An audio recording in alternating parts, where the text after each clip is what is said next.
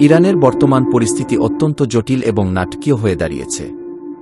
দেশটি যখন যুদ্ধের বা কঠিন সংকটের মুখে, তখন কিছু মানুষের মধ্যে আনন্দ প্রকাশ করতে দেখা যাচ্ছে যখন আয়াতুল্লাহ আলী খামেনির মৃত্যুর খবর চারদিক ছড়িয়ে গেছে। সর্বশেষ সংবাদ অনুযায়ী মার্কিন ও ইসরায়েলি বিমান হামলায় ইরানের সর্বোচ্চ নেতা আয়াতুল্লাহ আলী খামেনির মৃত্যুর খবর নিশ্চিত করেছে ইরান ও আন্তর্জাতিক সংবাদ মাধ্যমগুলো।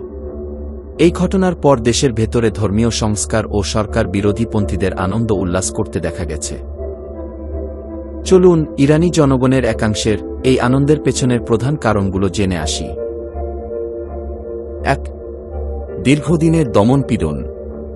গত কয়েক বছরে ইরানে হিজাব বিরোধী আন্দোলন এবং অর্থনৈতিক দুরবস্থা নিয়ে অসংখ্য প্রতিবাদ হয়েছে।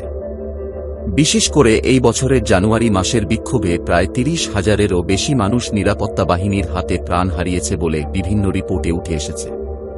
এই ব্যাপক প্রাণহানি এবং নিপীড়নের কারণে সাধারণ মানুষের একাংশের মধ্যে শাসকগোষ্ঠীর প্রতি চরম ক্ষোভ ও ঘৃণা তৈরি হয়েছে। ২. অর্থনৈতিক বিপর্যয় ও দুর্নীতি। ইরানের অর্থনীতি গত কয়েক বছর ধরে খাদের কিনারে। মুদ্রাস্ফীতি, বেকারত্ব এবং আন্তর্জাতিক নিষেধাজ্ঞার ফলে সাধারণ মানুষের জীবন অতিষ্ঠ হয়ে পড়েছে।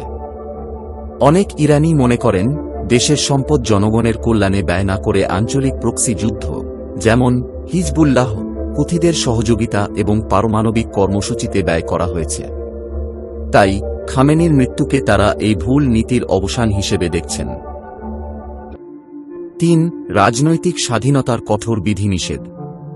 ১৯৮৯ সাল থেকে খামেনির শাসনামলে ইরানে কঠোর ধর্মীয় শাসন ও মতপ্রকাশের স্বাধীনতার ওপর কঠোর বিধিনিষেধ ছিল।